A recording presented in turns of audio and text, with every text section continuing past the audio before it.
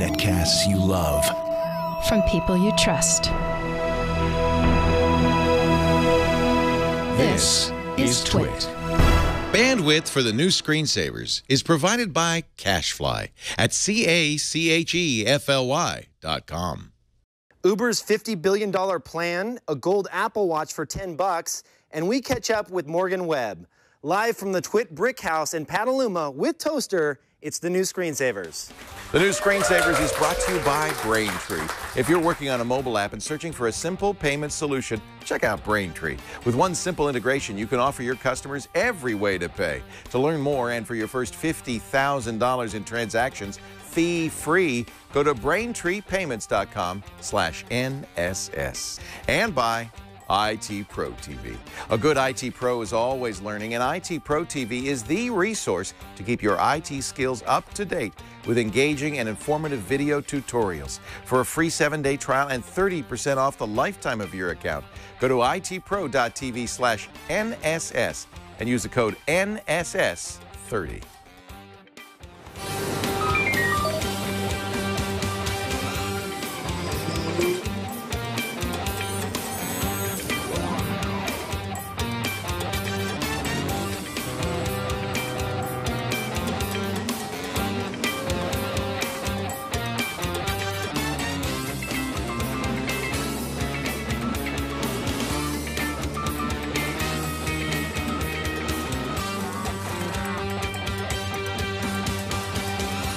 Yeah, welcome to the new Screensavers, episode 2, May 9th, 2015. Leo Laporte with my old buddy, Kevin Rose. Kevin Rose here. Leo, good So to see you, nice sir. to see you. How are you doing? I'm doing great. It's Look, good to be Toaster here. came right out. Toaster came out. I name. love, Toaster is the only dog with an Instagram filter named after it. That's true. In that the was whole a world. strange story. Unless there's a dog named Hefe, I think Toaster owns that. It was a How crazy... did that happen? So Kevin Systrom, who started Instagram, he saw, Instagram was really small for a little while, and then it kind of blew up from there. But he saw some pictures of Toaster on there that were making the popular page because he was a cute little puppy. And at the time, he was just a few months old. Yeah. So he said, if my sister can meet Toaster and can I bring her over to your house, I'll make a filter after him. I was like, that's a fair trade. Let's do that. So he came over, and that's how the Toaster filter was created. That's an awesome story. It was awesome. That's fantastic. Kevin, as you know, a longtime friend, was the IT guy at Tech TV, became the dark tipper on the screens. I used to fix the computers underneath. Used to fix them. Between segments. Hosted the Attack of the Show. Was an early Twit participant. We're on the first many episodes of Twit. Yeah. Dignation. Dignation. Hey, by the way. Yes. I saw a picture on the internet of you and Alex Albrecht if it's sitting on the at internet, a couch. It has to be true. Is there a reunion planned? There is actually. So we are getting ready to launch a little campaign. We're going to talk about it here in a few weeks. But yeah, there's a reunion. You're going to crowdfund it to do it? We're going to do a little bit of crowdfunding just so we can lock down a nice venue. We don't know how many people are going to show up, so we want to. You filled Stubbs in Austin. You filled the barbecue in Austin. It's going to be fun. You're going to get thousands of people. You know that. It's going to be Comic-Con, though. It's when we're going to do it. So right around there. So the venues are a little bit more expensive, but this way... Is that San Diego Comic-Con? Yeah, that's right. Okay. So this year. So people prepare to keep your calendar free. We're excited. It's going to be fun. It's just one, though. You're not going to bring it back? We might do a couple little taped ones for fun, just since we're all going to be in the same neighborhood and we're in that mood. So can you call it Dignation? I think so. Yeah, we'll be fine. Why not? Yeah, BetaWorks owns it. They're going to be happy with it. So. It's promoting Dig. Yeah. Absolutely. Yeah. That's great. Then you went to Google Ventures. Well, actually, in between, you had a company called Milk. That's right. And then Google bought that. So then I ended up over at Google Corporate, worked at Google Plus for a little while, which I quickly realized was not the place I wanted to call home. Yeah. So Google Ventures was nice enough to take me on. And so I spent close to 3 years at Google Ventures doing investments there. Invested in a bunch of companies, and then broke off, and now doing my own thing again. That's great. You're doing apps again. Doing little apps. I have a little incubator called North.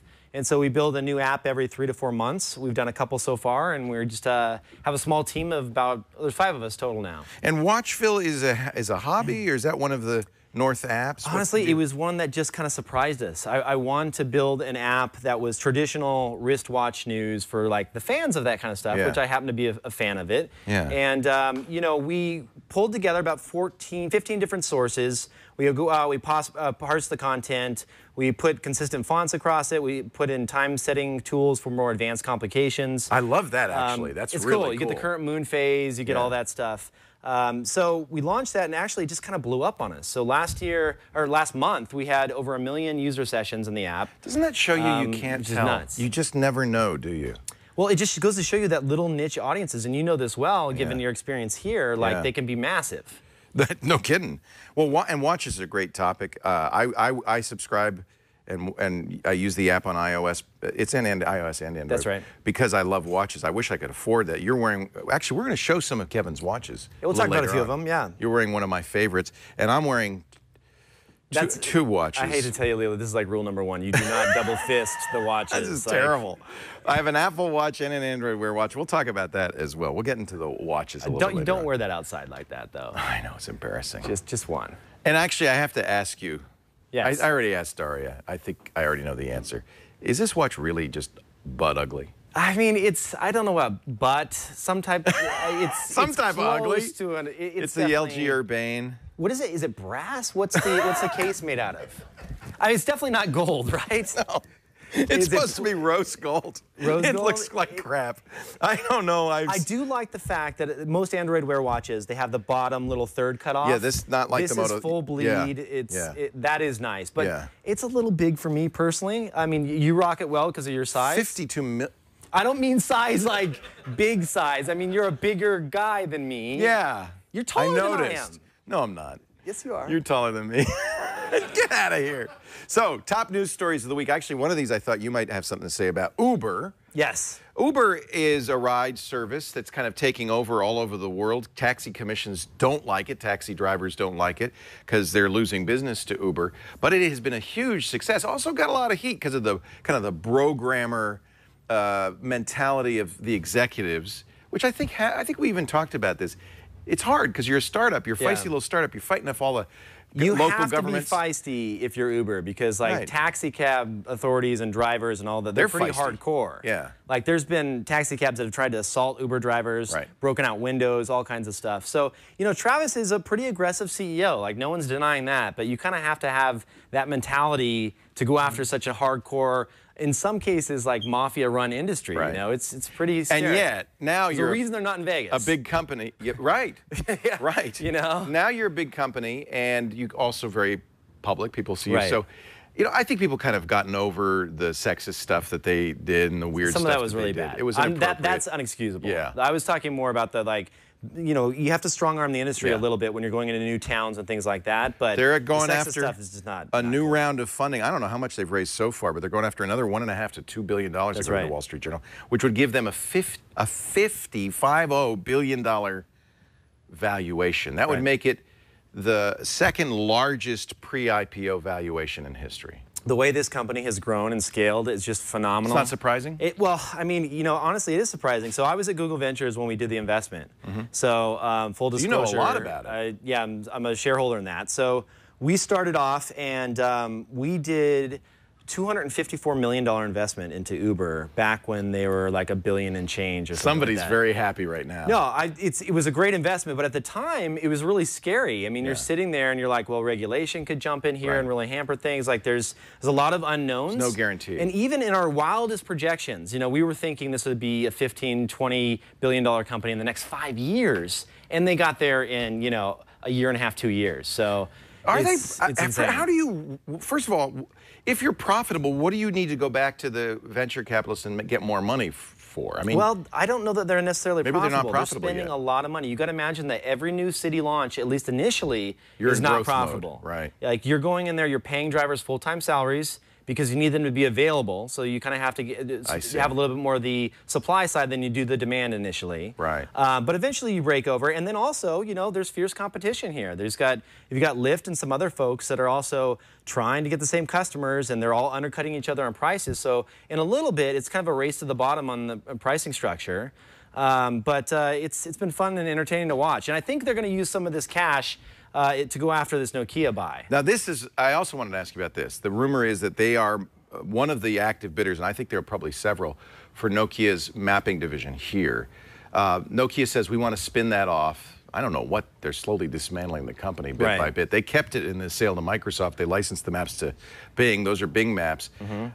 We've thought maybe Microsoft in a defensive play should try to buy here to protect, because they don't have their own mapping initiative. Apple maybe should buy it to beef up Apple Maps. Apple Maps isn't bad, but it could use... It's getting better, yeah.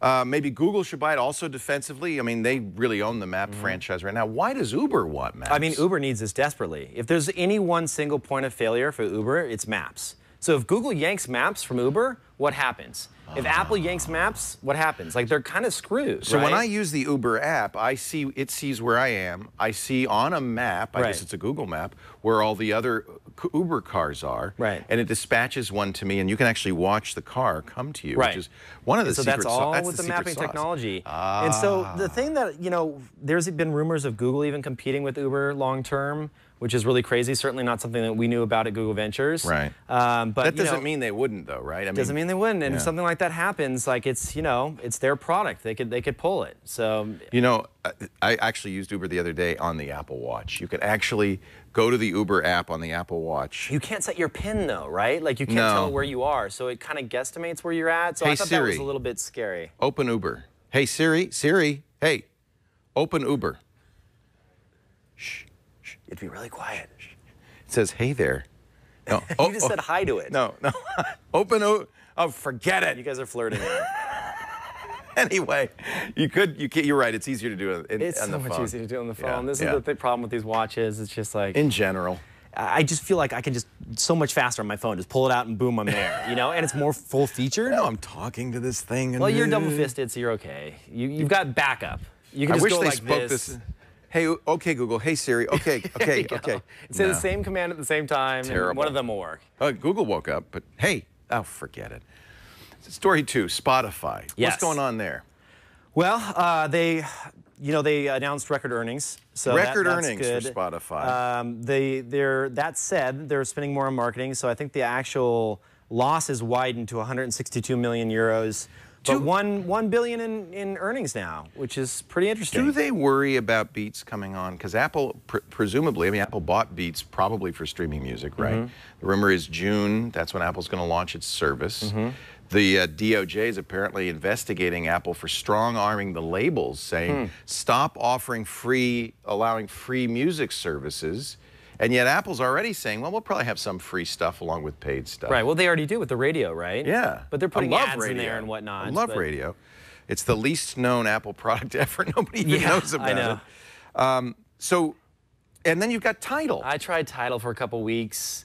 I was excited about Tidal because it's high fidelity. This is Jay-Z's business. But it was also uncompressed music. So you could do full on. So if you have a nice CD set quality, right? CD quality. They were doing 320 kilobits. Okay. Streaming. It was really nice quality. But it was $20 a month. The difference? They have this little test that you can take. They hide it now. It's somewhere. You type in Tidal test, sound test, and you can still find it. And you can listen to see if you can see. They play you like 5 tracks, and you say, was that high fidelity or not? And I think I got 3 out of the 5 correct. So that's just a little bit better than 50-50. I hate to tell you. I had really nice headphones on at the same time, so I'd imagine playing through like laptop speakers or house speakers, you're not going to know the difference. So. All right. Well, I like the competition. I think Spotify's great. I use Google All Access. I use Spotify just because it has so many tracks. And like doesn't everybody have the same? Yeah, it's all more or less within a million here or there, a few million. So it's like. I like the Google All Access. Amazon does this too because I can upload my collection. Right. So if like Beatles, I have a lot of Beatles stuff. That's key. And I can listen to it on All Access because I own it. Right. Even though the Beatles haven't licensed it for streaming yet. Right. And you can connect that to Sonos and then stream it through your Sonos. And I do. Which is awesome. I love that. Yeah. All right, another story, and then we'll get going here. And I wanted to ask you about this last week, Build conference 2 weeks ago. And I know you're an app developer, so I was really curious. Microsoft announced that they're going to make it possible for app developers to easily take an iOS or Android app and put it on Windows Phone. It will take some recompiling. They're going to modify Visual Studio so it can handle that. Obviously, if you're an Android developer, you're very reliant on Google's services. Microsoft's going to have to duplicate some of those because those are proprietary. Right. If you're on iOS, similarly, Microsoft's going to give you some of the iOS toolkit, the libraries. So if you had animation, for instance, Microsoft will make that possible. Yeah. But as an app developer, is that enough? You know, I'm going to have to wait and see how long it takes to port something. If it's something where it's like a day or two not process. one button. It might be a couple of days. If it's a couple of days, then it's interesting. Because if I can reach that audience and, you know, if that turns into something meaningful where you're getting tens of thousands of downloads, then, you know, what it is it's a hook, right? Because once you get hooked and you think, oh, wow, there is an audience here, then I might take that platform seriously and actually develop a full-featured app for it. Right. So that's the problem. It's a good strategy. We'll see if it works. Peter Bright, writing in Ars Technica, pointed this out, that OS2 did this. Remember, you could run Win16 you can run apps. Windows apps on OS2. And BlackBerry's done it, too, with Android apps. They have the Amazon store. And he said the real problem is the risk that developers will say, oh, that's good enough. I don't need to make a native Windows Phone app. I'm just going to take my other app and kind of slap it on the platform. In which case, it might feel really janky. It could backfire. Yeah, if it doesn't work well and it's a little sluggish or certain things are broken, that might be bad. You might never get that app. Yeah. All right, I think we've covered all the things that we wanted to talk about. I believe we have. A couple of plugs. I did an AMA on Reddit and Ask Me Anything. You've done those before. Aren't they fun? I did one before. It's awesome. I love them. We talked about the show. There it is, questions and answers. If you want to visit that, it's reddit.com/r. What was the hardest question you got? IAMA. People ask me tough questions. People are tough. Yeah, what was the one that anything stand out? A lot of people want to know kind of the inside of the business operation, and we've always been very transparent about that. But there's some things like employment issues we can't really talk about. Sure, there's legal things around that. And that's tough because I like to be very open, but if I am, Lisa kills me. So there were a few questions there that, you know, you want to, when you do an AMA, you want to answer every question. Right. You know what? I was disappointed. Nobody asked me about the horse and the ducks. So what was the question? What's the question? The traditional question? How many horse and ducks you have? Who would win in a fight, a duck-sized horse or a horse-sized duck? I love that. Which would you rather fight? 100 duck-sized horses or one horse-sized duck? Who would you rather fight? 100 duck-sized horses, for sure. 100 of them. They could overwhelm me. Them off, oh, but they could take over. They could drown you. They can't climb. They can't get up on you. You should have been on the AMA, not me. And let's see, what else? Is there anything you're up to coming up in the future? We mentioned the Dignation. That's awesome. Yeah, Dignation is going to be fun. Just a lot of travel, going around, bouncing around. Nothing other than that crazy Dignation. Good. I'm still doing the random show with Tim Ferriss. Oh, so that's another podcast I wanted to thank you for the Foundation. Oh, the Foundation episode? Yeah, that was fun. If you haven't seen that, check out Leo's Foundation. It was great. Tim has a TV show. Yes. Where he does just one season. Things. Yeah, crazy things. Yeah, learns to play the violin in one day kind of thing. Right, and parkour, where he really injured himself. He did parkour. He did that. Crazy. I mean, he's insane. He's just like a great body hacker, like just nuts. Wild guy. And you do the random show with him. Random show with him. Great watching. There is no schedule for it. It's random, so we do one about a month or so. Makes it hard to know when to watch. Yeah, it's true. But we have it online, so hopefully. All right. We're going to answer a question. You ready? It's time for Help Me! Our first call is from Dinesh, Surrey, British Columbia. I'm glad you did it because you know how to pronounce it. Hi, Dinesh. Hey, Dinesh. Hey, Leo. How's it going? Good to see you. Why is it everybody calls us, even in the Screensavers Day, they always call from the bedroom? From their bedroom? Yeah. Yeah, I mean, he's got a nice bed. Dinesh, again, I want to thank you for making the bed. Not everyone does that. It's been really messy in the past. What can we do for you, Dinesh? So I'm a university student and I'm studying business, but I also have a real passion for technology. So I was wondering what would be the best way to combine those two? Especially in terms of where the market is going and like what are some possible education or career paths for me in the future? Where are you studying? It's a local university, Simon Fraser University. I know Simon Fraser. And you're doing computer science or what specific area? You said business. I'm in business right now, yeah. Okay, but technology focused? I haven't focused anything yet. I'm still first year. This is the guy to ask, right? I have bad advice. Did you were... I dropped out. Drop out. Just go ahead and drop out. We both dropped out. We both dropped out. So you're called really the wrong show. In fact, Dinesh, do you have any advice for us? Yeah. Because we're struggling here, I got to tell you. If you were getting into business today, this is what's neat about modern times, is you don't have to go to work for a company for 50 years, get a goldish watch at the end of that time. Goldish.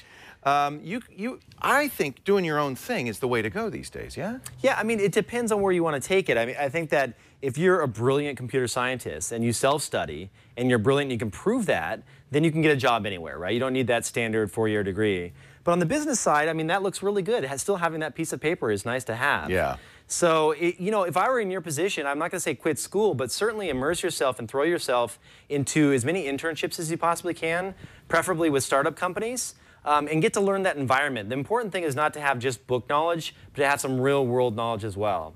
Intern, anything you can do to get that experience. Yeah. Even if it's coming out to the Bay Area, apply for your favorite startups. Don't go for the Google internship or the Facebook. Do something really scrappy where you can see what it's like to be down in the ditches with other entrepreneurs. I got to say, though, BC has a very active tech environment in Vancouver. There's I know because we used to do the TV show up there. There's a great community there. Are you near Vancouver? Where are you in BC? Yeah, really close. Yeah. I think that's a great opportunity. What's that great hardware school up around BC? There's a great school for hardware. I don't know. It's where all the great hardware engineers come out of. Anyway. I think Simon Fraser has a pretty good business program. I seem to remember that. Dinesh, what would you like to do? Yeah, what's your gut telling you? Probably, I'm not sure, something in a company. Well, that's usually the best place to do business, I find. Yeah, you know, I was just reading the Steve Jobs, the new biography, Becoming Steve Jobs, and one of the things that Jobs really got is that that of all of the things the 20th century, 21st century brought us, the idea of a company is immensely powerful. The idea that people would unite with differing skills to aim towards a common goal is incredibly powerful. I mean, that in companies, humans can do things that they could not do by themselves. In a small team or big team, that is one of the most amazing inventions of the industrial era, is the company. And I thought that was it was a fascinating insight. Jobs loved the company and loved what Apple could do. And by bringing in team members like Johnny Ive, who could do design, like Ron Johnson, who could do retail, Angela Ahrendts now, who's doing an amazing job with retail. These team members synergize in a way that's remarkable. You see, he was great at hiring. He knew how to find the right people. You know, he had a great gut for that. So that's another good piece of advice. Find a great team that's in alignment with your goals, that shares your goals, and join that team and make that team a success. Yeah, and I would say it sounds like you don't really know what you want to do, so go out there and just have fun. Try a bunch of different things at the same time, and, you know, just have fun with it. Dinesh, happy studies, good luck, and I'm so glad you could join us on the next Screensavers. Don't take it too seriously. You're too young. Just go out and have fun with it all. Take care, Dinesh. Thank you for joining us. Would you, by the way, next week, Padre is going to be hosting the show, Father Robert. He's our know-how and coding 101 guy. Awesome. So we want to get some questions about IT. He's our TWIET expert this week in Enterprise Tech. I want to get questions about know-how or coding. Father Robert next week. If you'd like to be on the show, here's how. Need tech help? The new Screensavers are here with answers. Email your tech questions to newscreensavers@twit.tv. Hi, I am Megan Maroney. You might recognize me from such shows as Tech News Tonight, i5 for the iPhone, or iPad Today. Let's face it, Mother's Day is tomorrow, so if you haven't ordered your mom something, you're kinda out of luck. But if you're watching this right now, you're probably a geek, so why not give your mom what she always asks of you anyway? Tech advice. One caveat, not all moms are tech illiterate. I am a mom. I am not tech illiterate. You might be a mom and you're probably not tech illiterate, but I have a mom who could use this help, and you might too. Number one, call her with your face. If you both have iPhones or iPads, show your mom how to use FaceTime if she doesn't already know, and then use it. She'll appreciate you saying hi, and it will make the rest of this tech support even easier. If you're not both on iOS, but you're both on Facebook, you can now make video calls right through Facebook Messenger. Number two, if you live close enough to pay your mom a visit on Mother's Day, then fix her computer face-to-face. No matter what operating system your mom is running, make sure she has her software updated, then turn on automatic updating so she doesn't have to worry about it ever again. Go ahead and update the software on her phone and her tablet too. If you don't live near mom, then you can walk her through installing updates through a remote desktop client like Screens for Mac. If you're both running Windows, you can connect to her computer using the remote desktop connection that's been there since Windows 7. Number 3, help her clear out her email. It might take a while to convince her, but like many of us, it could be time for your mom to declare email bankruptcy and start over. It's your job as her offspring to let her know that this is good for her. Once you've convinced your mom to do this, open a Gmail account for her if she doesn't already have one. Have all her email forwarded there if she wants to keep her other address. And then download Gmail's Inbox or another better email program that makes it easier to manage messages. That's it. Back to you, Leo and Kevin. Good advice for Mother's Day. Kevin was saying I should do that for Mom this Mother's Day. Get on remote access, go to my PC or something, Go Assist. She said a couple of things. If your mom's on Windows, your mom's not on Windows. No, she's Mac. All right. I would not let her do that. No, please. But if she were, I like turning on Windows updates. That's usually on by default. And you know what? A great thing. I did this with my mom with Windows 2000. I made her run as a limited user, not an administrator. That's smart. And so she couldn't do anything. She couldn't install software. Can she still install like toolbars or anything like that in the browsers? No, all of that stuff. That's the thing that parents. She couldn't do anything. You see their PC and there's like 5 toolbars. You're like, do they stack like that? I didn't even know that. Like there's multiple toolbars. Where's the window? Where do I actually? Yeah, exactly. Where do I see the browse? Yeah. Hey, our show today brought to you by Braintree. If you're working on a mobile app, you gotta have, and you want to have mobile payments, you gotta check out BraintreePayments.com/NSS for new screen savers. It is incredible.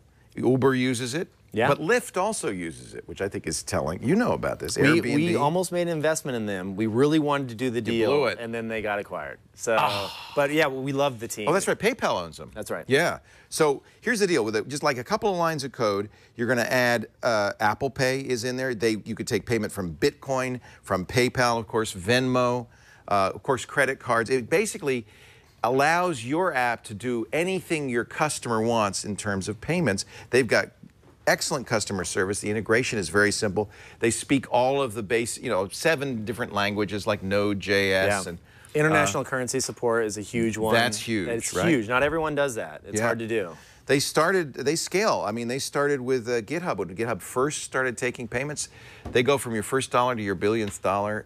V.0, you got to check it out. They've got a sandbox. And we have a deal for you. You're going to like this. Your first $50,000 in transactions are fee-free. So this is great for a startup, just getting going in payments.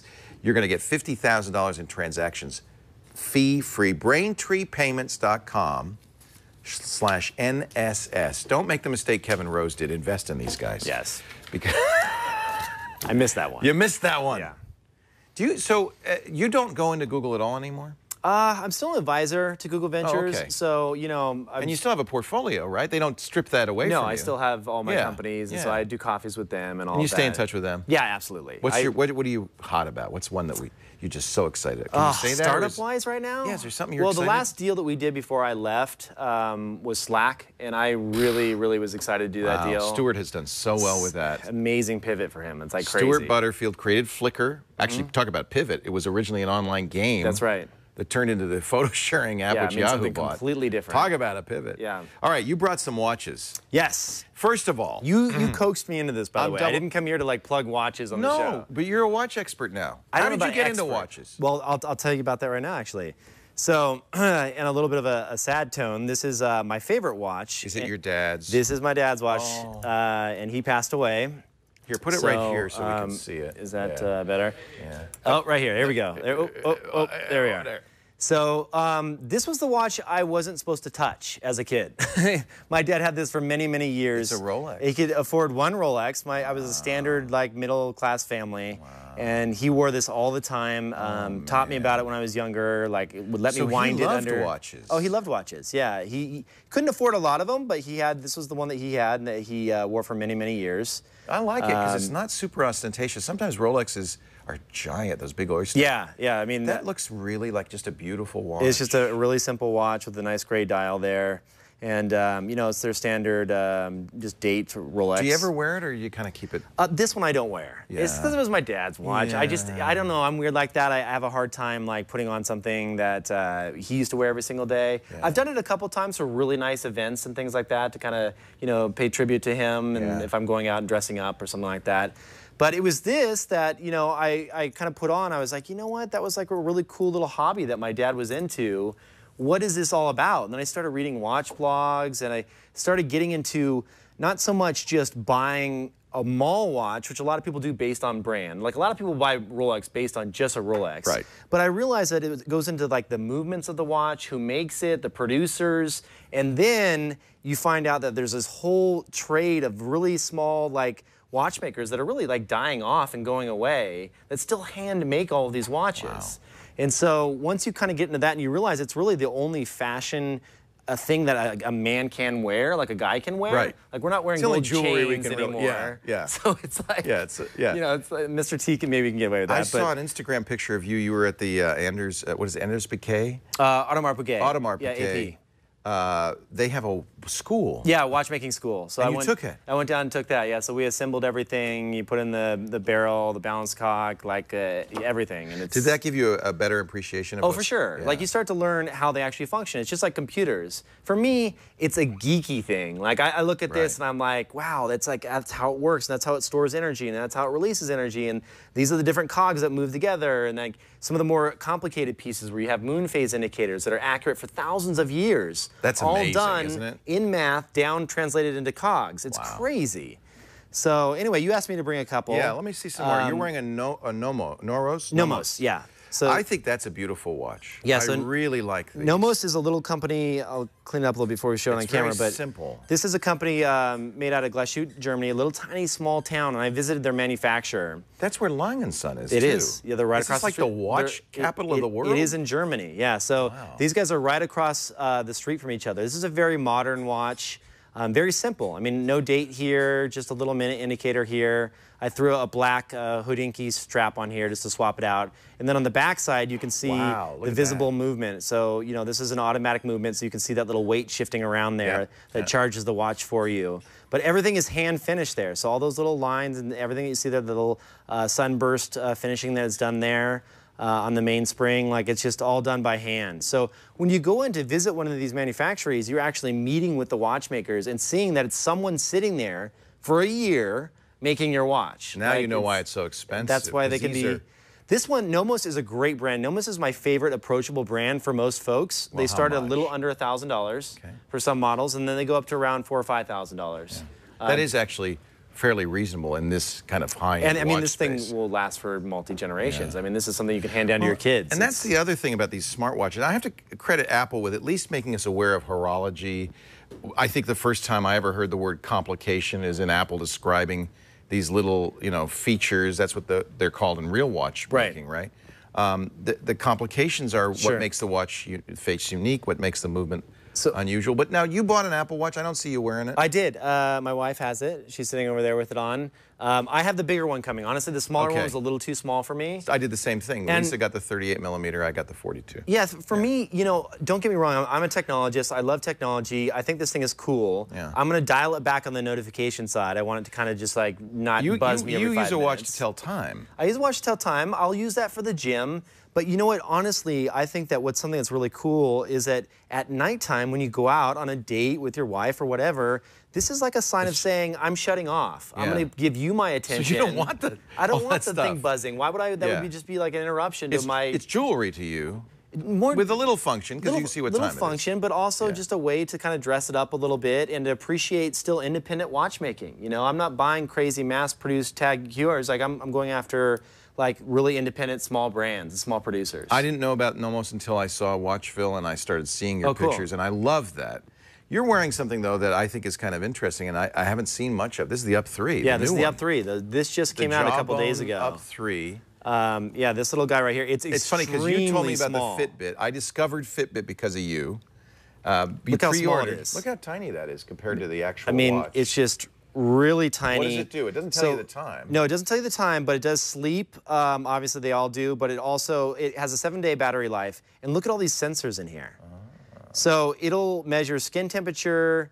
Really? I always get this, what is it when you perspire? The galvanic response. Skin response, GSR. It does that as well. It does heart rate. So it can tell when you're lying. It tells when I'm lying. Yeah. My wife has the app and she checks it as we're talking. What does it do with galvanic skin response? They haven't, honestly, they've gotten a handful, just to be in full transparency here, because I don't want people going out and going crazy buying these. It's an awesome device. The software is not quite there yet. Yeah. So they're not exposing everything that it can do. But the cool thing is it's all baked into this. Has a unique little. They can expand it because the hardware. And I'm hoping the new release with a bunch of new features will get there soon. But you use this for to measure steps, exercise, sleep data. I think is really powerful, and I like it because it's just not. It doesn't tell time. This is my little. This is my little like pedometer and everything else, and then this is what I wear on the other wrist. Right. Show me some more. What else you got? So this one here is a really special piece. This is from 1977. This is a Patek Philippe Nautilus.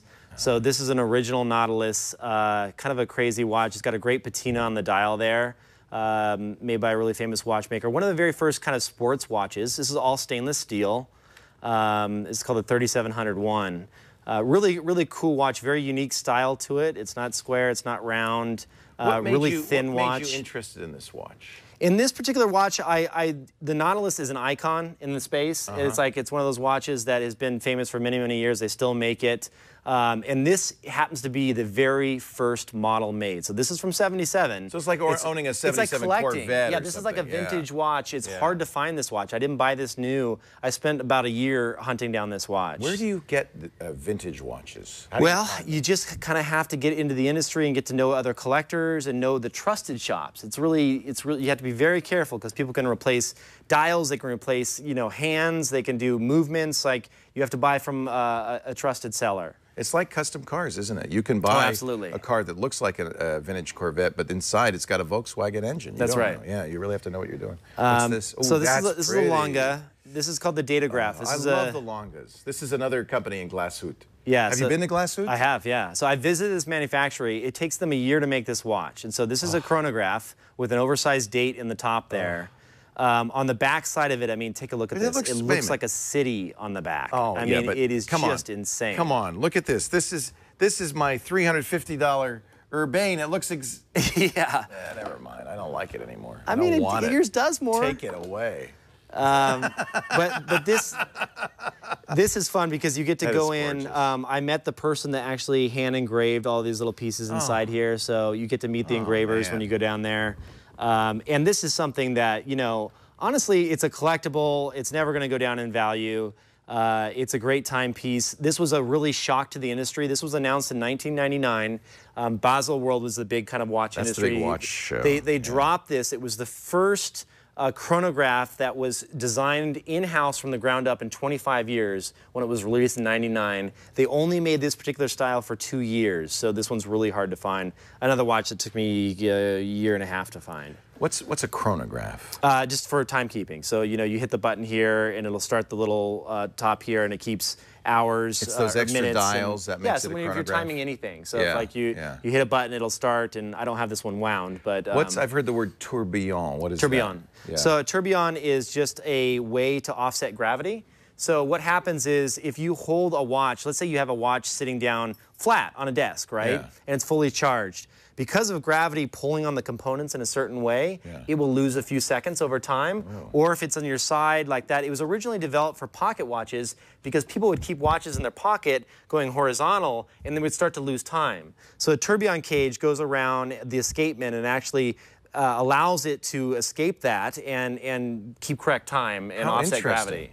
How interesting. Yeah, I know, that's all I know. Like, it's really complicated to actually figure it out. Type in tourbillon into Wikipedia, and you can read the in-depth article. These are all mechanical watches. Do you have any interest in electronic watches like a Bulova or anything like that? Or no, none of those. Any of these brands that are like bolting on the pedometers and things like that, I think it's a joke. Yeah. It's just like they're trying to play catch up to a game they don't even understand. Yeah. And stick with what you do best. The art of watchmaking. Honestly, I think the smaller brands are kind of screwed. I think the tags, anything around a $500 price point, is going to kind of go away because people just bought a smartwatch. Why not just get a smartwatch? The difference is I can't hand this down because it's going to be completely obsolete in a year. So I was going to buy one and keep it in an original box and unopen it and save it for 20 years, just for fun. But then I it thought, would be worth something. Yeah, but you can't even turn it on. You turn it on, and the first thing it's going to ask you to do is have a phone that was 25 years old to pair with it. Oh, that's a good point. And get it to work. You'll have to put an iPhone 6 in a box right as well. next to it and put them side by side and hope one doesn't break. Kevin, so fun to see you. And I love Watchville. I love the app, and I know you're into watches too. You're watch curious. Well, I'm watch curious because I don't yet. I've heard you throw around IWC, a few other brands you're thinking about buying. I like IWC. That's Kevin Spacey's brand. That is. What do you think? Is it good? No, is it IWC makes some nice pieces. See, you I want the Long have to be and careful. Son. I like the Long and Son. And now you got me on Nomos. I think this is all fascinating stuff, but of course, I'm just going to stick with the electrical stuff because that's what I cover. And this way I can wear two. No, don't do that. And I could. That's just, I mean, in the office, sure, but don't go outside. I shouldn't probably. Let's take a break. When we come back, we're going to find out how to turn this $500 Apple Watch into a $17,000 gold Apple Watch. For like 10 bucks. About 10 bucks. That's awesome. Stay tuned. Hey, Mike Elgin here, News Director at TWiT. I have another tip for you. This one's a pure Apple Watch tip. You know, there are a lot of gestures on the Apple Watch. Sometimes it's too many to keep track of. But one that you should never forget to do if you have an Apple Watch is the double-click gesture, which you can do on both of the buttons. For example, you can dismiss an upcoming call, an incoming call with the side button. Just double-click on the side button to dismiss an incoming call. If you want to use Apple Pay really quickly, just double-click the side button. That'll just bring Apple Pay right up, and then you just wave your wrist over the register. You can also return to the previous app by double-clicking on the digital crown. And it even works if you've ignored your watch for many, many hours and you want to go back to an app you're using before. Just double-click the digital crown. You go right back to that app. All right. I don't know. We're going to have as long as we need. Okay. Take your time. Okay. Welcome back. Charlie and Gary are here. They're from Orbit One, and it's Orbit, the number one.co. And you've got a Kickstarter campaign for the Orbit One electroplater. This is the one and only, right? You got? Yes. This is it? Yeah. So who designed this? I'm one of the creator. We have 6 people to make this. Yeah. And you brought here an example of all the things you can do with electroplating. Yeah. So first of all, what is electroplating? Basically, I think many people have ever done in high school. Yeah? Yeah. It's an electrolyte inside the tank. Okay, that's an electrolytic fluid. In fact, I saw you pouring it in before the show. Okay. Yeah. And you put a voltage drive between the cathode at the center and the anode on the side. So you've got a cathode in the center and an anode on the side. And you're passing voltage. Yes. Does it go from the cathode to the anode? Is that? Anode to the cathode. Anode to cathode. Yeah. And so that voltage, is it in the electrolyte? Then what does that do? Actually, at the cathode. Oh, look, you're dipping dogs in there. Oh, no. Yeah. Okay. Yeah. There they go. Okay. When it get immersed in the metal solution. So the electrolyte has metal in it? Has metal in it, yeah. I see. And so the electricity that's passing through attaches the metal to the dogs? To the dogs, yeah. All right. Now, in this case, these were plastic dogs? It's plastic inside with conductive paint. And you paint them? Yeah, we paint them. Yeah. What's in the paint? It's copper powder. Okay. Yeah. So you're putting a copper powder, and that helps the electrolyte stick to it. Is that the idea? Yeah. Yeah. Yeah. So that's the beginning. This is the beginning. Oh, this is the beginning. Okay, Yeah. this is before we put the copper on. Oh, this is 3D printed. Yes. So you could do so you took a 3D printed dog, okay, painted it with this copper paint, and then you dipped it in. How long does it take to anodize it? Usually in 2 hours. 2 you can hours. finish one piece. And then Well, now you have a brass puppy. yeah. What metal was this? Was it brass? Copper? Copper. Copper. That is great. How thick can the coating be? In average, we coat 0.1 to 0.2 millimeter. Okay. That's quite enough. But what's amazing is you can, you can do anything, not just 3D printed. This is a piece of wood. Yeah. Yeah. You can apply on almost anything. That's any great. surface. Are you ready here for another one? Stone. That's a rock. Did you have to paint that with the copper, or does it work fine as is? Yeah, it's work fine as it is. Yeah. Good. That's amazing. Look at that. So you could take like, I don't know, my Apple, I'm sorry, I keep knocking everything over.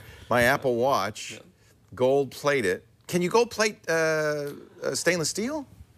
Yes, we can. Yes, we can. How much is the gold going to cost? Actually, less than $10. Actually, we have secret. We apply copper first, then we coat very thin gold on that. Yeah. So $10. Yeah. That's amazing. So Charlie, this is a Kickstarter project. Yes. Have you started to raise money on the Orbit One? Yes. We are now on Kickstarter right now, and we are halfway to go. So we already, look at that. You got 104,000. Yeah, 104,000. When you get to 200,000, what happens?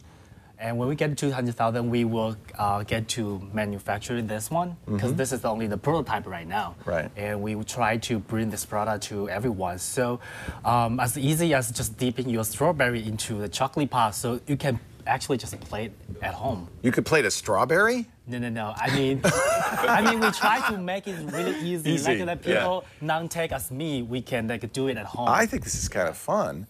How much is it, if I get on Kickstarter, if I want to contribute, how much do I have to contribute? What level do I have to contribute to get one of these? For this machine right now, it's $19.99.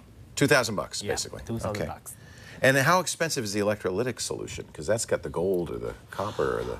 Yeah, we make it easier. For plating each piece, you can calculate by less than $1 per gram. Okay. So for the Batman, for this one, it only cost... Let me hold this up for you. Less than $2. Look at that. $2. Yeah, $2. So folks, if you've got a 3D printer, you get this. And now I notice you've got copper and silver. So how, do you do it 2 different electroplatings? Is that how you do that? You just mask by the marker ink, then you wash it away. You coat the first layer. So you mask this, then put it through, and then you wash off the mask and put it through, and mask this, I guess, right? Because you don't want the copper to get plated, and then put it through. That is really cool. What fun that is. You know, this is what's really interesting is this whole idea of desktop production, and with a 3D printer, and now this. Now, how thick can this get? I mean, you have what is that, a paper straw or plastic straw? No, this is plastic straw. Yeah. And you could use this as tubing. I mean, that is solid. So how thick is the copper on here? About 1 millimeter. 1 millimeter. Yeah. It feels pretty, I'm not going to break it or anything. You won't. I won't? I can't? Really? Wow. That's really cool. All right, well, this is, you know, we had a show we played with called I'd Fund That, which we love the idea of bringing Kickstarter campaigns on and talking to them. And we thought, well, we'll bring them on to the new screensaver. It's the Orbit One, orbit1.co, but search on Kickstarter for Orbit One if this looks like something you'd be interested in funding. And they're halfway there with 40 days left. I think the odds are good. The odds are good. Charlie, Gary, thank you so much for joining us. Check it out, orbit1.co. You want my watch now, or you want to do it? They're laughing. What's in there right now? Anything? Yes, we have put it in. Before the show, we just put the 2 dogs inside, so we can put it out. You put 2 dogs in? Oh, that was the dogs we saw going in. I can lift it up. Oh, you use the iPhone to control it? Yeah. Oh, look, he's controlling it with the iPhone. That's neat. Here come the dogs. Let's see what they look like, ladies and gentlemen. Are they still alive? Are they as cute as Toaster? Kevin brought his... What'd you plate him with? Copper. Copper. It's beautiful. You could do gold, though, right? We can do gold. We can do palladium. We have many. Palladium? Is that what this is? Palladium? Yeah, it's biocompatible, so you don't have to worry about the nickel. Allergy. Yeah, nickel allergies. Yeah. Yeah, so for a ring. Yeah. Look at that.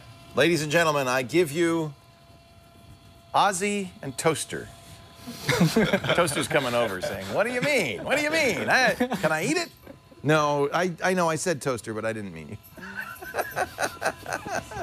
Thank you so much. Good luck. Orbit1.co. Yeah, go ahead. Go ahead. You can.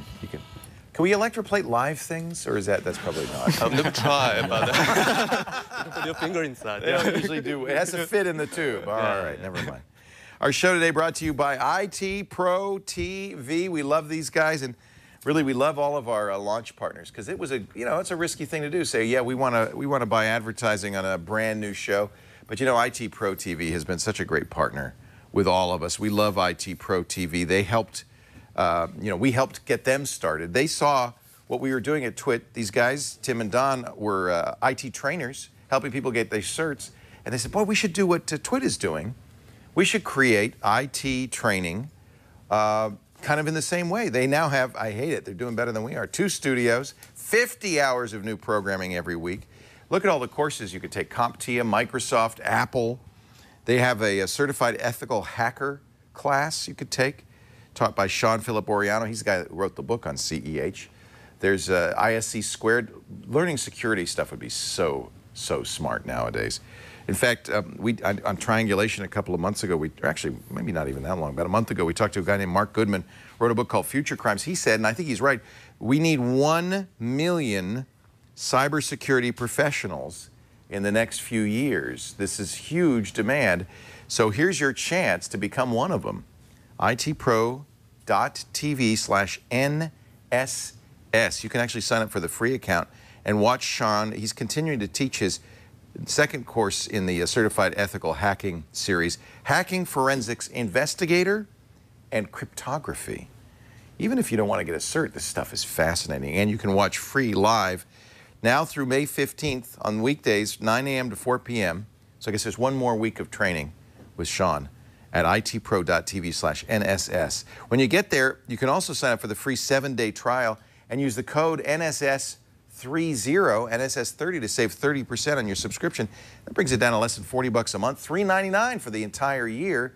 That's less than certainly technical college and less than those books. And boy, you're going to have fun learning. You can watch on your computer, on your laptop, on your tablet. Supports Chromecast, so you can watch on your TV. They support Roku. I love IT Pro TV. We're big fans. I want you to try it today. itpro.tv/NSS. itpro.tv/NSS. And don't forget to use the code NSS30, NSS30, to get 30% off and a free 7-day trial at itpro.tv. Coming up in just a bit, we're going to take another call. Help me! But first, take a look at this. Hey everybody, I'm Jason Calacanis, serial entrepreneur, angel investor in a bunch of different companies, and here is my tip. I love to use keyboard shortcuts on my phone, and I make them all the time. So if I have an Uber car outside, I just write U, and it says, I'm on my way down, please start the meter, don't leave. Because I would always say that to Uber drivers. Now, how do you do that? Well, you go into your iPhone, you go to General, and then you click on Keyboard, and once you're under the keyboard, you'll see shortcuts. It's buried. But then you can create a shortcut, and I'll do this for things I frequently say on Twitter, like if somebody was asking me a question, I could say, here's how to send me a pitch. Go here, and you can send me a pitch for your company. Or if I have a message for my wife, like I'm on my way home, all these little things, I create little keyboard shortcuts. It works, it's simple, it's elegant, and give it a shot. So is Jason Calacanis, simple and elegant. You know, Yes. he had the Sport. I like that band. It feels good. It's fluoroelastomer. It's layer latexy kind of. Yeah, kind of. Yeah. I don't know. Let's stop talking about the Apple Watch. That's a little bit of a ladies' band. You just are mean to me. No, I'm just telling I'll you. get you a better band. Sorry. While we're there, can we go to Glassfood? I wouldn't mind stopping by. Yeah, and, we should. Picking up one of them fine Long and how is it pronounced? Long and Son. Lange and Son. Lange and Son. Very, und very. Son. Und Son. Und Son. Very German. Does that mean his son? Yes. But his son's probably 80. Yeah, that's right. Yeah. Okay, just checking. Hey, it's time for another Help Me call. Who do we have, Brian Burnett? Next call comes from Jeff. He's in Harvester, Missouri. Hey, Jeff from Harvester, Missouri. Welcome to the new Screensavers. Thanks for inviting me. Nice to see you. Yeah, what can we do for you? My daughter belongs to a volleyball club. Okay. And we go out of town hotels, and everybody's got the Kindle and their She's on a phones traveling squad? Sometimes, not all the time. You're a brave dad. Yeah. Well, Is she? Is she a striker? What is she? Oh no, she's a setter. Setter. She real tall? Has to be. No? No? Oh. No, the hitter's got to be tall ones. The setter's just got to set them Setter's up just and got to, in fact, they got to get out of the way. They've got to go like That's this, right. Yeah. All right, well, that's cool. So how can we help you as you travel from place to place? Well, we're in the hotel room, and everybody's got Kindles and phones, and they're connected to the hotel Wi-Fi, and I'm going, is the hotel injecting things? And Yes. someone hacking the hotel and injecting things. There's a guy in the room next door doing man-in-the-middle attacks. Yes. All the above. We got the Dark Tipper with us. This guy knows. Oh, boy. Hey, I mean, if you use a Mac, if you've ever gotten on a hotel Wi-Fi or Ethernet on a Mac, you can sniff stuff. It's not impossible. When Apple announced that the iTunes sharing, all of a sudden you see everybody's iTunes playlist. Oh, absolutely. 40 people. You could see their playlist, everything. For a good while, for music discovery. I was playing their music. Okay, so obviously that's probably not the way to go. There are a couple of choices. I brought something in, and I don't think you'd ever seen this, Kevin. This is kind of cool. No. D-Link makes this. This is the AC750. This isn't going to solve your problem, Jeff, but I wanted to show people. It might. It's a portable router. So the idea for this, and by the way, it's also a battery, so you can use it wireless. In fact, you could charge your phones with it because it's got two USB ports. But the main point of this is it's got an Ethernet port, and then this becomes a Wi-Fi access point. Right. So that would have an advantage if your hotel has Ethernet. Which most do, in the drawer there somewhere if you find it. First of all, it's probably going to be faster than their Wi-Fi. Right. Because you'll have the access point right in the room. And it's switched then, right? Because it's going from that Ethernet port directly into their main hub. Right. So you're not getting any like cross traffic there. Exactly. So that's kind of more secure in that way. Yep. And then you can secure this, and so that's encrypted there locally with your family network. Right. So I carry this when I travel. Yeah, this isn't very expensive. It's under $100. The other thing would, of course, be to use a VPN. You were talking about this Go Karma thing. Have you tried this yet? Yeah, I've used Karma. You should check out yourkarma.com. The reason why I have one of these is they're $159. There's other similar little 4G hotspots. I'm sure you've seen these before. They're these little things you can buy from, you pick the provider, whether it's AT&T or Verizon or Sprint. So it's LTE. That's right. This is LTE, so you get 4G. I travel, but I don't travel that much. I'm starting to travel a little bit more. But regardless, I hate having that $30 a month bill. Right. Do you know that bill? Whether you're going to use it or not. Whether you're going to use it or not. You always get charged 30, 35, sometimes 40 a month. And this thing is just, you don't pay any flat rate per month. So there's no monthly fee. You just pay for data as you use it. Oh, I like that. So I like that plan.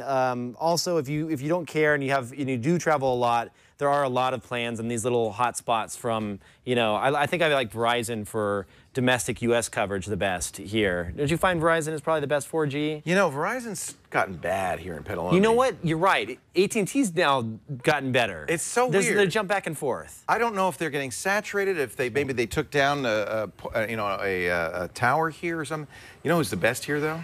T-Mobile. 20 to 30 megabits down, 15 megabits up. You know why? Because nobody uses it. Right. It's probably the best pricing, too. It's cheap.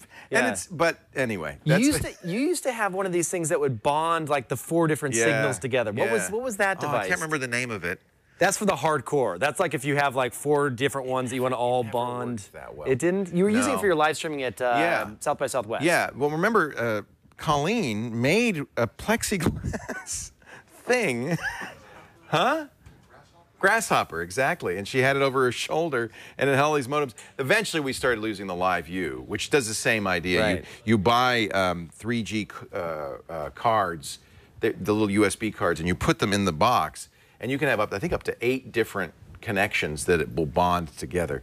This is for protection online. I've used this. In fact, I have it. I couldn't find it, so it shows you haven't used it very much. The proxies? The Tiny Hardware Firewall. This is a product that was created by Hotspot VPN. And when I bought it, it was $99. That included a year of VPN service. And then, of course, you can renew it each year. Same basic idea. In fact, this actually had the opposite. So this was a Wi-Fi access point that then had an Ethernet port coming out of it, which would connect to your computer. So you'd kind of glue this to the lid of your computer. And then it would get the hotel's Wi-Fi, route it through a VPN. Oh, crazy. That sounds super slow. Well, and you're going hotel Wi-Fi, then routed through a secure VPN. That's the problem with VPNs in general, is because you're going through multiple servers, it can really slow things down. But this is secure, right? Because it's encrypted traffic. The VPN is going to protect you, 256-bit AES. But yeah, I kind of agree with you that the problem with it is speed. This is for if you're going to go to bed and get your email and you really want it to be secure no matter where you are. This is a good solution. It's tinyhardwarefirewall.com. Hotspot VPN provides the VPN service. Yeah, for me, it's like room roulette. You never know which room's going to give you the best Wi-Fi. This is the best choice. This is the best choice by far because you just plug it in and then boom, full like 5 bars when you're sitting in your room. This is great. I'm going to pick one of these up. That sounds awesome. Yeah, I think it's great. Did you just say I was going to have No, this? I almost gave it to you. Damn it. Oh, I'm not supposed to say I'll tell you, I'll words. trade it for one of them nice watches. It's the, it's the D-Link AC 750. Here you go. Sweet. It's Thank yours. You. Keep it. Nice. Thank you. I'd send you one too, Jeff, but I just gave mine to Kevin. Awesome. Yes. Thank you, Jeff. It's great to see you. Thanks for being on the new Screensavers. Thanks, Jeff. From Harvester, Missouri. And good luck to your daughter and her volleyball. That's awesome. When are you going to have kids? I don't know. It's a good question. Daria? Dead tomorrow? silence. She said tomorrow. Tomorrow. So you're working hard. All right. Just practicing now. I don't know. We got Toaster. I got to tell you, don't ever go on a traveling team, you know, like soccer. They go all over the place. You spend the night in crappy motels. It's just the worst. You've been doing that? No, I wouldn't let my kids do that. I made them stay home and play video games. There you go. All right. We're going to take a break.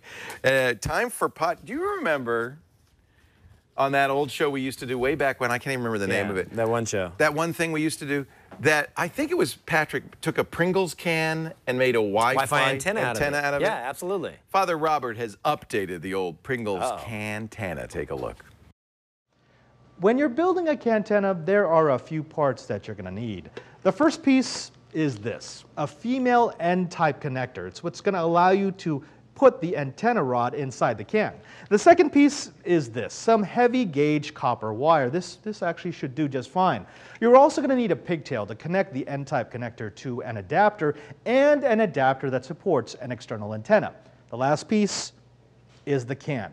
Now ideally you want something that's 3.5 inches wide and as close to 5 inches long as possible. Unfortunately, those dimensions are really hard to find in the real world, so I've gone with this clear broth soup can. What I like about it is that it's plenty long, and because it's clear broth, it's easier to clean. Once you've emptied and washed the can, measure the diameter of the container, then plug that number into the Cantana calculator linked in our show notes.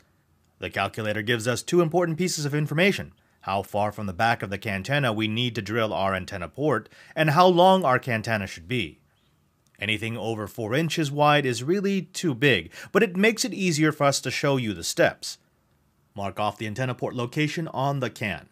You should also mark off the approximate size of the N-type flange. You want the flange to fit easily through the hole, but you also want the hole small enough to be able to support the connector.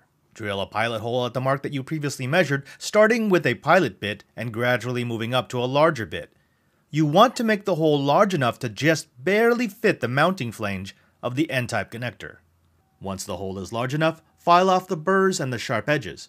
Clamp the N-type connector, then solder approximately 2 inches of copper conductor into the receptacle. You may need to sand the edges of the conductor to guarantee a clean solder joint. Measure off 1.21 inches on the copper conductor, then snip the conductor to the proper length. You can now choose to hot glue the N-type connector into the Cantana or use 4 self-tapering screws to secure the connector. Give the can a rough sanding if you plan to paint it. With this kind of antenna design, you can expect between a 6 and 12 decibel increase of RF sensitivity. Not only that, but you'll get an increase in the amount of RF directionality, which means that if you were to say, I don't know, climb to the top of a tall antenna or a tall building, you could shoot a Wi-Fi link for miles. I got a funny story for you. Yeah. So that is a real upgrade over the Pringles Cantana that Patrick it's Norris more did hardcore. 15 years ago. But the guy, Father Robert, who did that, he was in the studio audience that day 10, 15 years ago. There he is. There's Robert. He was in the studio audience that day. So I love the connection. That's amazing. With the old days and the new. And by the way, that's a giant soup can, right? It's hard to get the other cans, but it's like Swanson's chicken broth. Diet chicken broth. That's a sponsorship opportunity. I mean, hey, you get some great broth and then a wonderful antenna. That's right, and they make great broth. Are you ready for a blast from the past? Yes, absolutely. Let's bring her on, ladies and gentlemen. It's time for Morgan Webb. Oh my God! My old roommate. Your roommate? Yeah, we used to be roommates. You used to live. Oh, and she brought her dog. Look at that. What's it? You know, I'm at my house. What's his name? Ashby. Ashby. Her name? Ashby doesn't have her own Instagram filter, but, you know. I think we should make one for Ashby. Yeah, yeah. Super cute. Morgan, it's so great to see you. Morgan Webb was a researcher on the old show many moons ago. And then we started having you do tips, right? Yeah. I used to work with, I can see my head's cut off. I worked with Kat Schwartz on a project before Tech TV, and the company ended. It was a startup. And she called me up and she's like, there's a job open. You have to apply for it. I already put in a good word. And so I applied for the job and I got it. Yeah. Oh, that's for so neat. researcher. That's so cool. You didn't work with her at the Swiffer Corporation, did you? No, it was like a tech startup that sort of did a lot of different things for a lot of different audiences depending on the day. Yeah, a lot of pivoting. That's always a all bad in real sign. time. Yeah. Yeah. Exactly. The Swiffer comment is because you remember Kat always claims she invented the Swiffer. I didn't know that. Did you know that, Morgan? I did. She said she was in a focus group, right? And she said, wouldn't it be great if there were this mop-like thing, this duster, but it pivoted, and then she's like, and a year later, Swiffer came out. She could have made billions. Billions! So Morgan, of course, was immediately a superstar and started doing tip segments. Pardon me? In niche markets. Yeah, well, yeah. Somebody once told me, Leo, you're a minor celebrity on an unknown cable channel. And I said, yeah, that's about right. It was a very niche market, but people loved you. Then, of course, you and Adam started doing X-Play, and that took off. Yeah. And in fact, when G4 acquired Tech TV, that was one of the few shows that really continued on through almost the end of Yeah, we all left. And how long did you stay on for, Morgan, after we were all gone? Like years, right? At least a couple years. Years. There have been a lot of changes, like, and a lot of people coming and going. I'm trying to think when we were at the end, the only people who were left were there originally. We had Joshua Brentano, who was one of the producers. He never left. I think he's still there. He's still there. Even though they shut it down, he might still be there. He's the tape librarian. Yeah. You remember, Brentano, he actually, when I first started, he was sort of my first boss almost, because we sat in that little nook area. What was that called? You guys remember? Netcam Corral or whatever? The Babe Corral, I'm embarrassed to say. You can get sued for that now. You should not say that. I know. What was it called? The Babe Corral? And then I don't think that's what it was called. Well, I had to start sitting in there. You guys put me in there. Well, you were a babe. Well, you were a babe. that. You were one of the babes. That's right. But you two were roommates? Yeah, we were roommates for what? Maybe like 6-8 months, something like that? Yeah, something like that, yeah. Maybe a little bit longer. I was the worst roommate. Morgan hated me as a roommate. I was horrible. I was just a young punk. And tell us some Kevin Rose stories. Don't tell any stories. My lips are sealed. Kevin was a saint. Yeah, right. I was a saint. And everything was happy and roses. Of course. That's right. So, you and G4 parted company not so long ago. Then G4 completely dissolved into nothingness. Emptiness. I have no comments about that. Yeah, none of us have any problem about that. Charles Hirschfeld went on to become, he ran a senior citizen network. This is the next thing he did, and now I think he's not heard from much. But I understand... Doing some stuff, but I don't remember exactly what it is right now, but I guarantee you I will remember exactly what it is the minute that I, do something else. And of course, every time Rob Reed is on Twit, we say, and Rob is married to the beautiful Morgan Webb. So I'm going to say Morgan's married to the very handsome Rob Reed. Rob's awesome. We all love Rob. We do. He did the very famous copyright speech at TED that everybody, copyright math, and then wrote a book kind of based on that about aliens owing the music industry huge amounts of money because they've been pirating music over the space waves. He's doing a new one, right? He is. He's working on a new book right now. He is trying to slay the evil email monster so that he has more time to actually work on the book. Awesome. But he's been doing really good every day. He's getting his writing in, and so we're hoping it's going to be done pretty soon. We love Rob. I'll give him our best. And I know that we can't talk about it because it's super secret, but you've got a new project. No, you know I'm a spy, right? You got to give us something. Give us a little tidbit. Literally have signed my life away. I can't say anything. It will be, people will find out soon. It's not going to be a secret forever. Because I know I wanted to come on, but I'm like, I can't actually say anything about what I'm doing, which is sort of obnoxious to say. So I decided I'll bring you guys something else. I was going to tell you about a TED Talk that you guys should watch. Okay. And it's just posted. It's by Abe Davis. Do you remember a little while ago, there was that whole thing where the students looked at the potato chip bag with the camera and they could tell what sound was actually happening in the room from the vibrations of the plant? Yeah. So one of the guys from that? I did not. Yeah, the camera could measure the vibrations of anything, but in this case, I think it was a potato chip bag or something, because the voice was making it vibrate, and they could actually recreate the sound based on that recording. Yeah, so the talk talks a little bit about that because he did work on that project, but he also worked on this project where he can look at vibrations in objects, tiny vibrations that are just even like a pixel different, and actually predict how the object is going to move much larger. So maybe something that you could do with this, and the videos are great, which is why the way that I'm going to explain it is not going to be as good. You'll watch the video and you'll be like, oh, I totally get it. That's awesome. So a director could actually shoot a scene, and with no actual special equipment, special cameras, you can actually, he could make the trees in the background have a ton of wind when maybe it wasn't windy that day. But recreate it based on the movement of the trees? By these tiny little itty bitty like pixel differences in the way the trees actually move. Wow. Watch the video. It's gonna blow your mind. I mean, the videos are amazing. That's awesome. Yes. Well, Morgan, you look great still. You don't look like you've aged a day. Neither does Kevin. It makes me feel very old. I have so many more gray hairs now. Oh, please. Seriously, my first gray hair was at Tech TV. I kid you not. How could you guys are both better looking than you were on Tech TV. See, that's a woman's secret. I've dyed my hair so long, I could be completely gray. I would literally know it. No. Well, roughly how soon are we going to find out about this new thing? I can't tell you. Stop it. Will you come on the show to announce it at least? I mean, yeah, come back and announce it. When you announce it next week, make sure it's on the show. Oh, poor Morgan. She's suffering. You guys are driving me crazy. I'm trying to drink my calming green tea right now. That's good. Morgan Webb, great to see you again. Thanks for being our blast from the past. Great to see you. I'm so glad things are going well, right? Yeah, I didn't know you guys were roommates. It was a chaotic time. You could tell me later, Morgan. I want to hear all about it. Oh, don't worry, Leo. I will. Oh, no. I never knew that. Thanks, Morgan. See you later.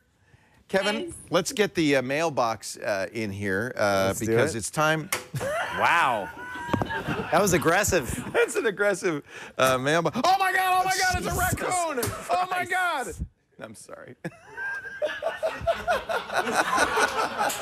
Tossed. Look at that. You're good. I mean, if you had slow-mo, you would see that actually jump there. Toaster, come here. Get the raccoon. Get the raccoon, Toaster. He has like 15 different raccoon toys. Get the raccoon. Really? Yeah. There's a very famous video, I'm sure you all know about it, of Kevin Rose protecting his dog. A raccoon had snuck in at night, and you woke up in the middle of the night, and there's just howling and yowling. The raccoon's fighting with your dog. And you did not like that one cotton picking bit. Yeah, I tossed him down the stairs. Like this.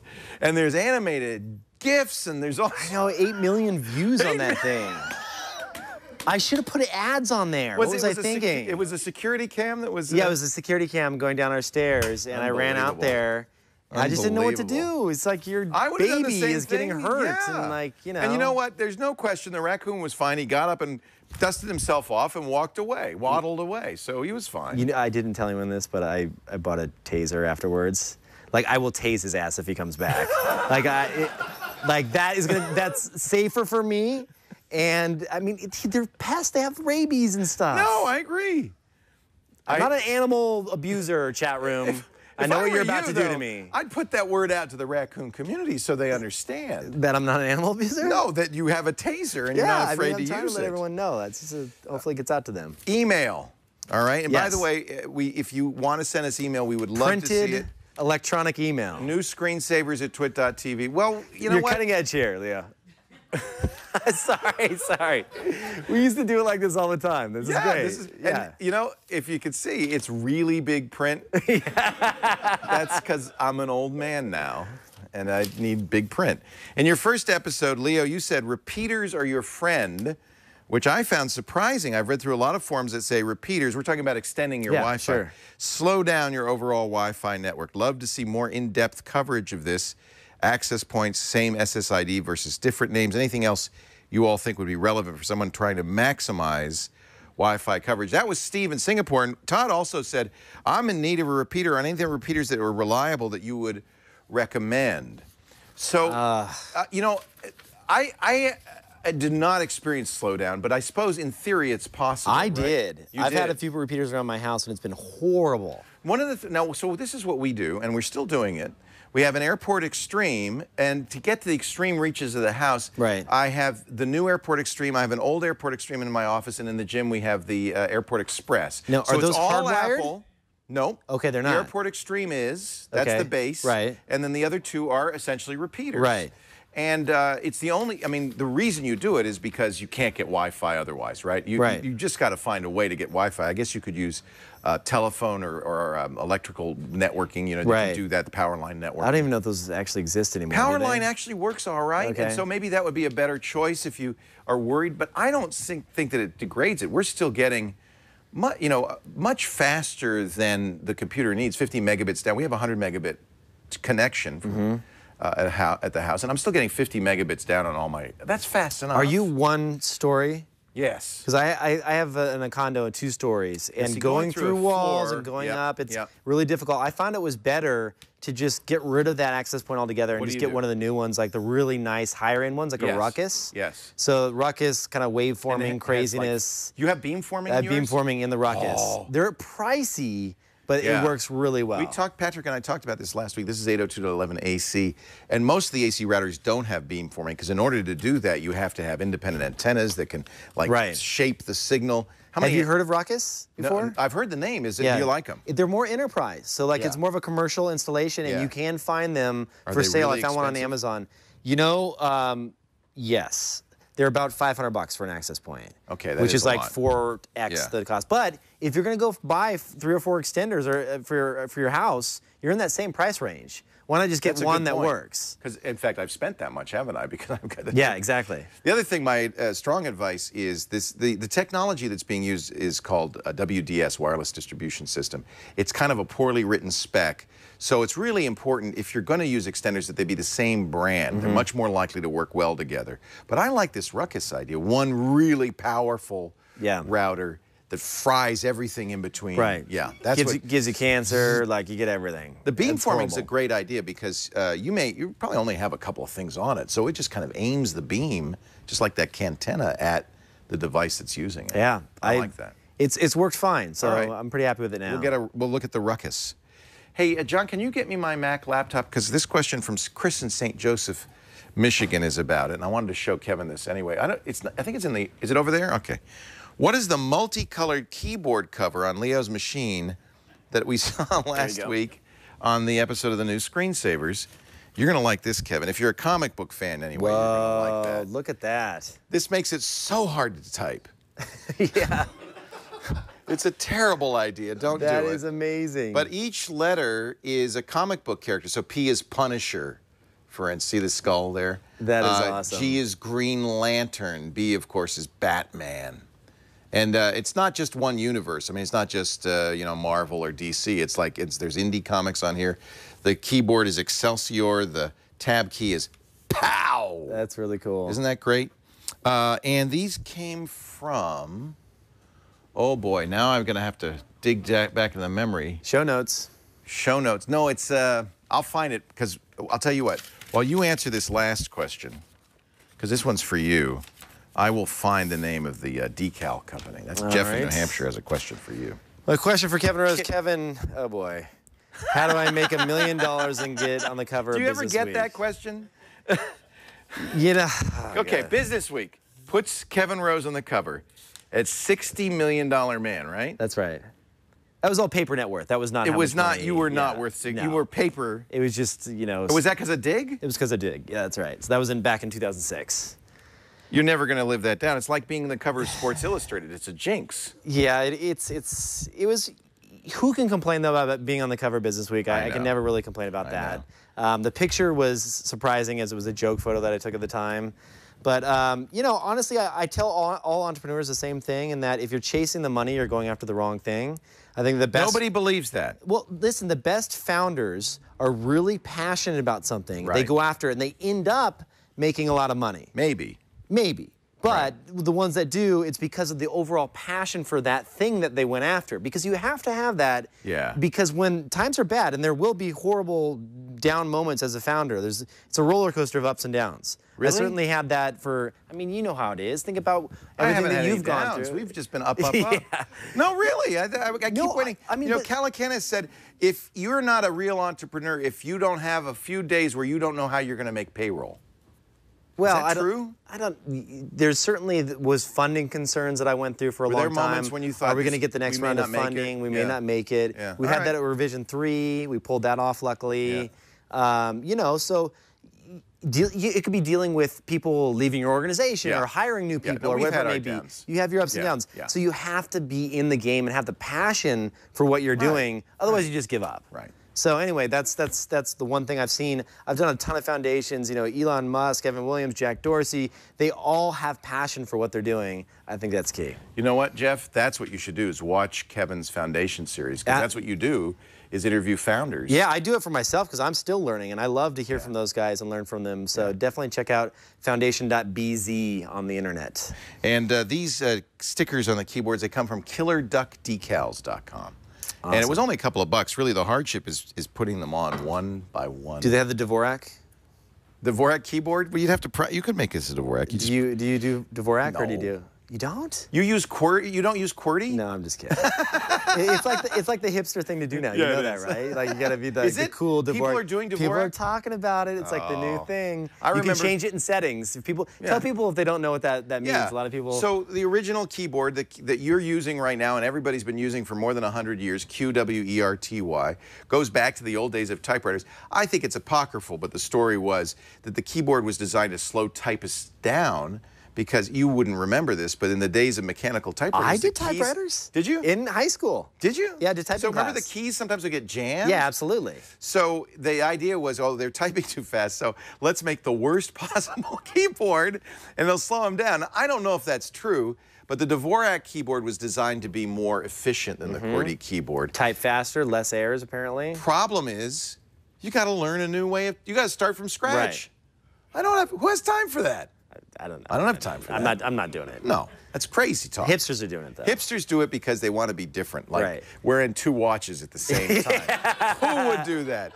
Kevin Rose, you are the greatest. You, sir. That was awesome. I just adore you. I tell people I have no reason to be proud, but I'm always proud of Kevin's success. Like I actually know somebody who's successful. That's cool. Yeah, and you married well. You married up, which everybody should do. She's pretty cute. Yeah, she's got her PhD. She's a lot smarter than I am. She's a doctor, Dr. Daria. There she is, Summer Tomato. And you have a better dog than I do. So I feel like it have to be a competition. I mean, Toaster is, yes, he's a better dog. He is a better dog. Admit it. He's a better dog. Thank you, Kevin. It's great to have you. Oh, look at the fights. There's a fight. Thank God there's a pane of glass separating them. Ozzy does not like Toaster. That reminds me of the movie I just saw, Ex Machina. Did you see that movie? No. Yeah. One side's artificial intelligence, one side's human. You figure out which is which. Thank you, everybody, for joining. Thank you, everybody, for joining us. This is so much fun to do. The new Screensavers every Saturday afternoon. Love it. 3 p.m. Pacific, 6 p.m. Eastern Time, 2200 UTC if you want to watch live. You can also subscribe, of course. You'll find the shows at twit.tv/TNSS. It's on iTunes. In fact, I think we were #1 on iTunes for the last few weeks. Awesome. All the new subscribers to the show. We're really thrilled about it. And of course, if you use the Twit apps, you'll find it there too. Most of the Twit apps have been updated so that they have the new show and the album art. Cool. My buddy Kevin Rose, come back soon, okay? Thank you, sir. Thank you for being here. Been we'll awesome. see you next time. Feels good. Yeah. On the new Screensavers. Thank you, everybody.